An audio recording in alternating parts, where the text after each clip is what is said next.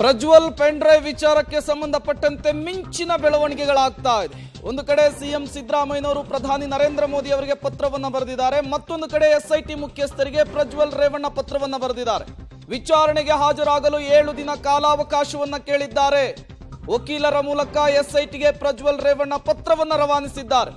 ಪ್ರವಾಸದಲ್ಲಿರುವ ಕಾರಣ 7 ದಿನಗಳ ಬಳಿಕ ನಾನು ವಿಚಾರಣೆಗೆ ಹಾಜರಾಗ್ತೇನೆ. ಖುದ್ದು ಪ್ರಜ್ವಲ್ ರೇವಣ್ಣ ಅವರು ವಕೀಲರ ಮೂಲಕ ಎಸ್ಐಟಿಯ ಮುಖ್ಯಸ್ಥರಿಗೆ ಪತ್ರವನ್ನ ಬರೆಸಿರುವಂತಹದ್ದು.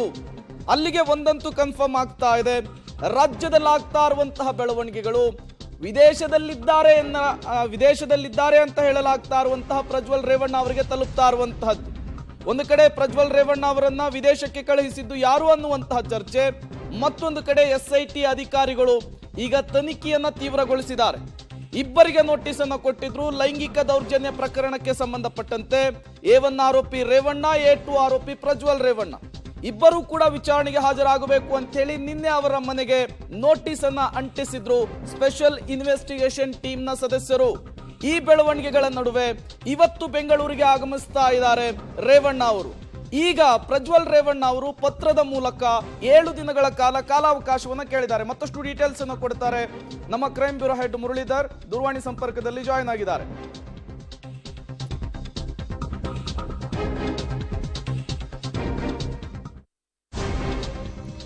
ಪ್ರಜ್ವಲ್ ರೇವಣ್ಣ ಪೆನ್ ಡ್ರೈವ್ ವಿವಾದಕ್ಕೆ ಸಂಬಂಧಪಟ್ಟಂತೆ ಮಿಂಚಿನ ಬೆಳವಣಿಗೆಗಳಾಗ್ತಾ ಇದೆ. ಎಸ್ಐಟಿ ಮುಖ್ಯಸ್ಥರಿಗೆ ಪ್ರಜ್ವಲ್ ರೇವಣ್ಣ ಅವರು ವಕೀಲರ ಮೂಲಕ ಪತ್ರವನ್ನ ರವಾನಿಸಿದ್ದಾರೆ. ಆ ಪತ್ರದ ಪ್ರತಿಯನ್ನ ನೀವು ಪಬ್ಲಿಕ್ ಟಿವಿಯ ಸ್ಕ್ರೀನ್ ಮೇಲೆ ಗಮನಿಸ್ತಾ ಇದ್ದೀರಿ. ನಾನು ಪ್ರವಾಸದಲ್ಲಿದ್ದೇನೆ, 7 ದಿನಗಳ ಕಾಲಾವಕಾಶ ಬೇಕು, 7 ದಿನಗಳ ನಂತರ ನಾನೇ ಖುದ್ದಾಗಿ ಹಾಜರಾಗ್ತೇನೆ ಅಂತ ಹೇಳಿ ಪತ್ರದಲ್ಲಿ ಉಲ್ಲೇಖಿಸಿದ್ದಾರೆ ಸಂಸದ ಪ್ರಜ್ವಲ್ ರೇವಣ್ಣ ಅವರು.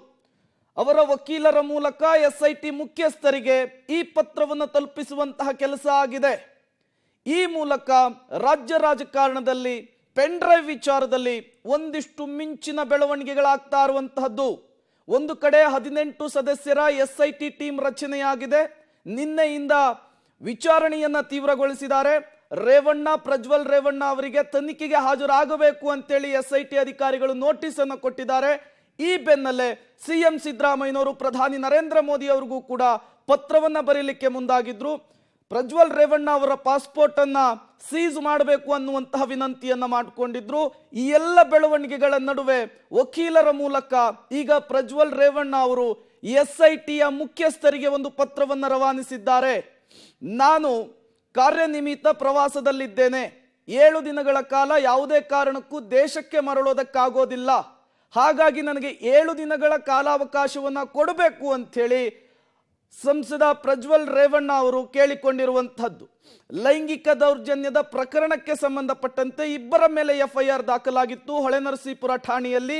ಅದನ್ನ ಈಗ ಎಸ್ಐಟಿಗೆ ಶಿಫ್ಟ್ ಮಾಡಲಾಗಿರುವಂತಹದ್ದು. A1 ಆರೋಪಿ ರೇವಣ್ಣ, A2 ಆರೋಪಿ ಪ್ರಜ್ವಲ್ ರೇವಣ್ಣ. A1 ಆರೋಪಿ ರೇವಣ್ಣ ಅವರು ರಾಜ್ಯದಲ್ಲಿಯೇ ಇದ್ದಾರೆ, ಯಾವುದೇ ಸಮಸ್ಯೆ ಬಂದರೂ ಕೂಡ ನಾನು ಎದುರಿಸ್ತೇನೆ ಅನ್ನುವಂತಹ ಸ್ಟೇಟ್ಮೆಂಟ್ ಅನ್ನು ಕೊಟ್ಟಿದ್ದಾರೆ. ಬಟ್ A2 ಆರೋಪಿ ಪ್ರಜ್ವಲ್ ರೇವಣ್ಣ ಅವರು ವಿದೇಶ ಪ್ರವಾಸದಲ್ಲಿದ್ದಾರೆ, 7 ದಿನಗಳ ಕಾಲಾವಕಾಶ ಬೇಕು ಅಂತ ಕೇಳ್ಕೊಂಡಿದ್ದಾರೆ. ಮತ್ತಷ್ಟು ಡೀಟೇಲ್ಸ್ ಅನ್ನು ಕೊಡ್ತಾರೆ. ಇದೇ ವಿಚಾರಕ್ಕೆ ಸಂಬಂಧಪಟ್ಟಂತೆ ನಮ್ಮ ಕ್ರೈಮ್ ಬ್ಯೂರೋ ಹೆಡ್ ಮುರಳಿ ದೂರವಾಣಿ ಸಂಪರ್ಕದಲ್ಲಿ ಜಾಯಿನ್ ಆಗಿದ್ದಾರೆ. ಮುರಳಿ, ಲೈಂಗಿಕ ದೌರ್ಜನ್ಯ ಪ್ರಕರಣದ ಆರೋಪದ ಅಡಿಯಲ್ಲಿ ಇಬ್ಬರಿಗೆ ನೋಟಿಸ್ ಅನ್ನು ಕೊಡಲಾಗಿತ್ತು, ಖುದ್ದು ವಿಚಾರಣೆಗೆ ಹಾಜರಾಗಬೇಕು ಅಂತ ಹೇಳಿ.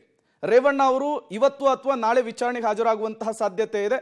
ಬಟ್ ಪ್ರಜ್ವಲ್ ರೇವಣ್ಣ ಅವರು ಈಗ ಎಸ್ಐಟಿಯ ಮುಖ್ಯಸ್ಥರಿಗೆ ಪತ್ರವನ್ನು ಬರೆದಿದ್ದಾರೆ. ಈ ಪತ್ರವನ್ನು ಅಕ್ಸೆಪ್ಟ್ ಮಾಡುತ್ತಾ ಎಸ್ಐಟಿ ಏನೆಲ್ಲ ಬೆಳವಣಿಗೆಗಳಾಗಬಹುದು ಅಂತ? ಕಾನೂನಾತ್ಮಕವಾಗಿ ಇದಕ್ಕೆ ಅವಕಾಶ ಇರುವಂತದ್ದು ಪ್ರೇಮ್. ಯಾಕಂದ್ರೆ ಅವರು ವಿದೇಶದಲ್ಲಿ ಇರೋ ಹಿನ್ನೆಲೆಯಲ್ಲಿ ಅದಕ್ಕೆ ಕಾಲಾವಕಾಶನ ಕೊಡಿ ಅಂತ ಹೇಳಿ ರಿಕ್ವೆಸ್ಟ್ ನ ಮಾಡ್ಕೊಂಡಿದ್ದಾರೆ. ಯಾಕಂದ್ರೆ ಒಬ್ಬ ಆರೋಪಿ ಈ ರೀತಿಯಲ್ಲಿ 41A CRPC ಅಡಿಯಲ್ಲಿ ಒಂದು ನೋಟಿಸ್ ಅನ್ನ ಕೊಟ್ಟಿದ್ದ ಸಂದರ್ಭದಲ್ಲಿ ಅವರು ನೋಟಿಸ್ ಕೊಟ್ಟಿರುವಂತದಕ್ಕೆ 24 ಗಂಟೆ ಒಳಗಡೆ ಉತ್ತರವನ್ನ ಕೊಡ್ಬೇಕು. ಉತ್ತರವನ್ನ ಕೊಡ್ಲಿಲ್ಲ ಅಂದ್ರೆ ಅದನ್ನ ರಿಪ್ಲೈನ್ ಆದ್ರೂ ಕೊಡುವ ಒಂದು ಪ್ರಯತ್ನಗಳನ್ನ ಮಾಡ್ಬೇಕು. ಆ ಪ್ರಯತ್ನಗಳನ್ನೇ ಪ್ರಜ್ವಲ್ ರೇವಣ್ಣ ಅವರು ತಮ್ಮ ವಕೀಲರ ಮೂಲಕ ಮಾಡಿರುವಂತದ್ದು. ಪ್ರಜ್ವಲ್ ರೇವಣ್ಣ ಅವರ ವಕೀಲರಾದಂತ ಅರುಣ್ ಅವರು ಎಸ್ಐಟಿ ಮುಖ್ಯಸ್ಥರಿಗೆ ಒಂದು ಪತ್ರವನ್ನ ರವಾನೆ ಮಾಡಿದ್ದಾರೆ. ರವಾನೆಯನ್ನ ಮಾಡಿ ಅವ್ರಿಗೆ 7 ದಿನಗಳ ಕಾಲಾವಕಾಶ ಬೇಕು, ಕಾರ್ಯನಿಮಿತ್ತ ನಾನು ಹೊರಗಡೆ ಪ್ರವಾಸದಲ್ಲಿದ್ದೀನಿ, 7 ದಿನಗಳ ಆದ ಬಳಿಕ ನಾನು ಮತ್ತೆ ವಿಚಾರಣೆಗೆ ಹಾಜರಾಗ್ತೀನಿ, ವಿಚಾರಣೆಗೆ ಯಾವುದೇ ರೀತಿ ತಪ್ಪಿಸಿಕೊಳ್ಳುವ ಒಂದು ಪ್ರಯತ್ನಗಳನ್ನ ಮಾಡೋದಿಲ್ಲ ಅನ್ನೋ ಮಾತನ್ನ ಮತ್ತು ಅನ್ನೋ ಸ್ಪಷ್ಟತೆಯನ್ನ ಈಗ ಎಸ್ಐಟಿ ಅಧಿಕಾರಿಗಳಿಗೆ ಕೊಟ್ಟಿರುವಂತದ್ದು. ಅಂದ್ರೆ ಈ ರೀತಿಯಲ್ಲಿ ಯಾವುದೇ ರೀತಿ ರಿಪ್ಲೈಗಳು ಬರದೇ ಇಲ್ಲ ಅಂದ್ರೆ ಅಥವಾ ಸಕಾರಾತ್ಮಕವಾಗಿ ಸ್ಪಂದನೆ ಮಾಡದಿದ್ದಾಗ SIT ಅಧಿಕಾರಿಗಳು ತಮ್ಮ ಮುಂದಿನ ಕಾರ್ಯಾಚರಣೆಯನ್ನ ಮಾಡ್ತಾರೆ. ಅಂದ್ರೆ ಮತ್ತೊಮ್ಮೆ ನೋಟಿಸ್ ಅನ್ನ ಕೊಡುವಂತದ್ದು ಅಥವಾ ಅವರು ವಿದೇಶದಲ್ಲಿದ್ದಾರೆ ಅಂತ ಹೇಳ್ಕೊಂಡು ಲುಕೌಟ್ ನೋಟಿಸ್ ಅನ್ನ ಜಾರಿ ಮಾಡುವಂತದ್ದು ಈ ರೀತಿಯ ಸಾಧ್ಯತೆಗಳು ಹೆಚ್ಚಾಗಿರ್ತವೆ. ಆದ್ರೆ ಇವರು ವಕೀಲರ ಮೂಲಕ ಈಗ ಒಂದು ಸ್ಪಷ್ಟತೆಯನ್ನ ಕೊಟ್ಟಿರೋ ಹಿನ್ನೆಲೆಯಲ್ಲಿ ಏನು ಪ್ರಜ್ವಲ್ ರೇವಣ್ಣ ಅವರಿಗೆ ಮುಂದಿನ ದಿನಗಳ ಕಾಲ ಅವಕಾಶವನ್ನು ಕೊಡೋ ಸಾಧ್ಯತೆಗಳು ಕೂಡ ಇರುವಂತದ್ದು ಸದ್ಯಕ್ಕೆ. ಅಂದ್ರೆ ಅವರೇ ಒಂದು ರಿಕ್ವೆಸ್ಟ್ ಅನ್ನ ಮಾಡಿದ್ದಾರೆ, 7ನೇ ತಾರೀಕು ಅಂದ್ರೆ ಮೇ 7ನೇ ತಾರೀಕಿನ ನಂತರ ನನಗೆ ನೋಟಿಸ್ ಅನ್ನ ಕೊಟ್ರೆ ನಾನು ಖುದ್ದು ವಿಚಾರಣೆಗೆ ಹಾಜರಾಗ್ತೀನಿ ಅಂತೇಳಿ ಮನವಿಯನ್ನ ಮಾಡಿರುವಂತದ್ದು. ಪ್ರೇಮ್, ಮುರಳಿ, ಈ ಪ್ರಕರಣದಲ್ಲಿ ತೀವ್ರ ಕುತೂಹಲ ಕಾರಣವಾಗ್ತಾ ಇದೆ. ರೇವಣ್ಣ ಮತ್ತು ಪ್ರಜ್ವಲ್ ರೇವಣ್ಣ ಅವರನ್ನ ಈಗ ಖುದ್ದು ಹಾಜರಾಗಬೇಕು ಅಂತ ಹೇಳಿ SIT ಅಧಿಕಾರಿಗಳು ಹೇಳಿದ್ದಾರೆ. ಕೇವಲ ಸ್ಟೇಟ್ಮೆಂಟ್ ಅನ್ನ ಪಡಿಲಿಕ್ಕೆ ಮಾತ್ರ ಇದು ಸೀಮಿತ ಆಗುತ್ತೋ ಅಥವಾ ದೊಡ್ಡ ಮಟ್ಟದ ಬೆಳವಣಿಗೆಗಳನ್ನು ಈ ಸಂದರ್ಭದಲ್ಲಿ ನಿರೀಕ್ಷೆ ಮಾಡಬಹುದಾ ಮುರಳಿ? ಪ್ರೇಮ್, ಏನಂದ್ರೆ ಪ್ರಮುಖವಾಗಿ ಇಲ್ಲಿ ಆಗಿರುವಂತದ್ದು ಒಬ್ಬ ಆರೋಪಿಗೆ CRPC 41A ಅಡಿಯಲ್ಲಿ ಒಂದು ನೋಟಿಸ್ ಅನ್ನ ಕೊಟ್ಟಿದ್ದಾರೆ. ಅಂದ್ರೆ ಆತನೇ ಆರೋಪಿ ಅಂತೇಳಿ ನೋಟಿಸ್ ಅನ್ನ ಕೊಟ್ಟಿರುವಂತದ್ದು. ನೋಟಿಸ್ ಅನ್ನ ಕೊಟ್ಟ ಸಂದರ್ಭದಲ್ಲಿ ಅವರು ವಿಚಾರಣೆಗೆ ಹಾಜರಾಗ್ತಾರೆ. ವಿಚಾರಣೆಗೆ ಹಾಜರಾದ ಸಂದರ್ಭ ಯಾವ ರೀತಿಯ ಬೆಳವಣಿಗೆಗಳು ಆಗ್ತವೆ ಅನ್ನೋದ್ರ ಬಗ್ಗೆ ಯಾವುದೇ ರೀತಿಯ ಸ್ಪಷ್ಟತೆಗಳಿರಲ್ಲ. ಯಾಕಂದ್ರೆ ತನಿಖಾಧಿಕಾರಿಗೆ ಸರ್ವೋಚ್ಚ ಅಧಿಕಾರ ಇರ್ತದೆ. ತನಿಖಾಧಿಕಾರಿ ಅದ್ರ ಬಗ್ಗೆ ತೀರ್ಮಾನವನ್ನ ಕೈಗೊಳ್ಳುವಂತ ಅಧಿಕಾರ ಇರುವಂತದ್ದು. ಅಂದ್ರೆ ವಿಚಾರಣೆ ಸಂದರ್ಭದಲ್ಲಿ ವಿಚಾರಣೆಗೆ ಸಕಾರಾತ್ಮಕವಾಗಿ ಸ್ಪಂದಿಸದೇ ಇರುವಂತದ್ದು ಇರ್ಬೋದು, ಅಥವಾ ಯಾವುದೇ ರೀತಿಯ ಹೇಳಿಕೆಗಳನ್ನ ಕೊಡದೇ ಇರುವಂತದ್ದು, ಮತ್ತೆ ಅದಕ್ಕೆ ಪೂರಕವಾದ ದಾಖಲೆಗಳನ್ನ ಕೊಡದೇ ಇರುವಂತದ್ದು, ಈ ರೀತಿ ಸಾಧ್ಯತೆಗಳಿದ್ದಾಗ ತನಿಖಾಧಿಕಾರಿ ಆ ಸಂದರ್ಭದಲ್ಲಿ ಯಾವ ಕ್ರಮ ತೆಗೆದುಕೊಳ್ಬೇಕು ಆ ಕ್ರಮವನ್ನ ತೆಗೆದುಕೊಳ್ತಾರೆ. ಆದ್ರೆ ಇವತ್ತಿನ ಬೆಳವಣಿಗೆ ಏನಿತ್ತು ಅಂದ್ರೆ 7 ದಿನಗಳ ಕಾಲ ಕಾಲಾವಕಾಶನ ಕೋರಿರುವಂತದ್ದು. ಬಹುತೇಕ ಅದಕ್ಕೆ SIT ಕೂಡ ಮಾನ್ಯವನ್ನು ಮಾಡುವಂತ ಸಾಧ್ಯತೆಗಳು ಹೆಚ್ಚಾಗಿರುವಂತದ್ದು. ಪ್ರೇಮ್.